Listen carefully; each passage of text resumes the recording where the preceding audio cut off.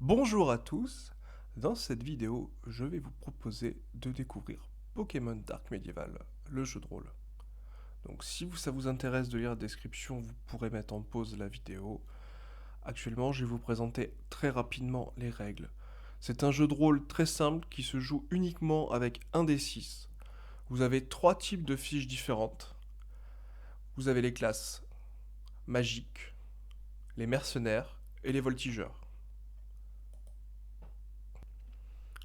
Comme vous l'avez sans doute compris, ce jeu de rôle va être très différent d'un Pokémon classique, dans le sens où notamment plutôt que de lancer des Pokéballs pour faire apparaître vos Pokémon et les utiliser, là vous allez fusionner avec.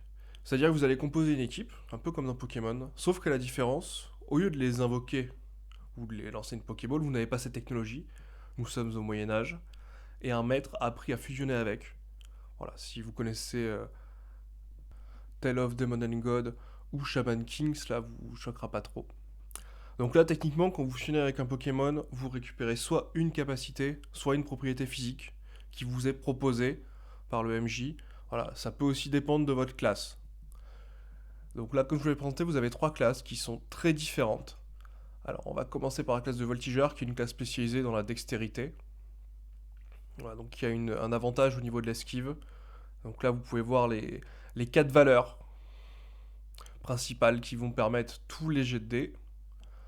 La classe de mercenaire qui est spécialisée dans la résistance et qui est très résistante notamment au corps à corps. Et la fameuse classe magique qui diffère un petit peu des autres, qui a beaucoup de vitalité. La vitalité représente aussi les points de magie.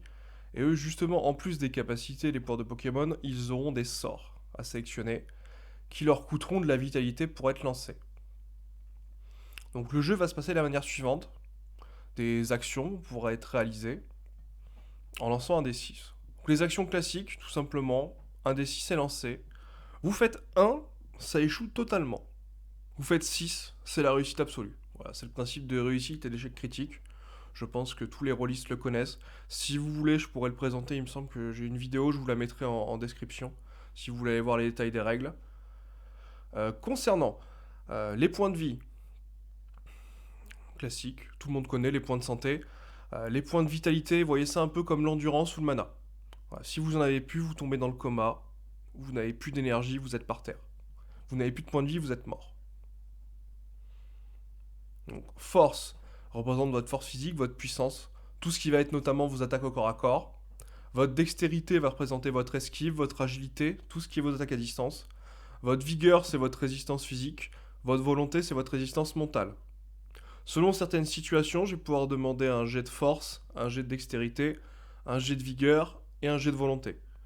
Ces jets sont très simples, il s'agit de faire un des 6 plus le score, voilà, qui peut être potentiellement modifié par, admettons, un Pokémon ou une situation qui vous donnerait un avantage. Donc généralement, le seuil à dépasser dépasse rarement 12. Voilà, si un seuil vraiment demandé est 12, voilà, partez du principe que c'est quasiment impossible, en sachant que si le jet naturel fait 1, c'est un échec automatique, peu importe la totalité du score, et si ça fait 6, c'est une réussite automatique.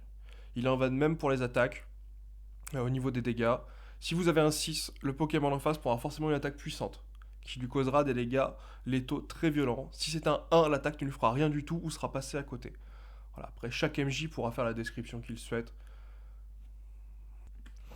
En plus des Pokémon qui peuvent modifier vos stats, vous avez dû le voir, vous avez les armes et les armures. Je vais vous montrer 3 différents joueurs, par exemple, qui font partie de la première génération de Pokémon. Donc vous allez pouvoir voir leurs Pokémon. Vous remarquerez également que les types peuvent changer. Les Pokémon s'adaptent au biome dans lequel ils vivent. C'est-à-dire que vous avez des types qui ne correspondent pas forcément aux Pokémon classiques. Donc si vous ne l'avez pas compris et si vous n'avez pas lu la description du jeu, voilà, c'est très différent des Pokémon classiques. Donc si vous êtes amené à jouer, voilà, n'en tenez pas rigueur à votre MJ, c'est tout à fait normal. Donc si vous avez vu au niveau des Pokémon, vous avez une affinité qui est définie justement sur la manière dans laquelle vous attrapez le Pokémon. Soit vous pouvez l'attraper en vous entendant bien avec, soit tout simplement en le massacrant un peu comme dans un Pokémon classique. Et après, vous pouvez améliorer cette affinité en discutant avec lui et justement en faisant des choses qui correspondent à ses envies et ses goûts dans les parties classiques. Et surtout, n'hésitez pas à faire de vos Pokémon des matériaux comme des armes, un peu comme à la Monster Hunter.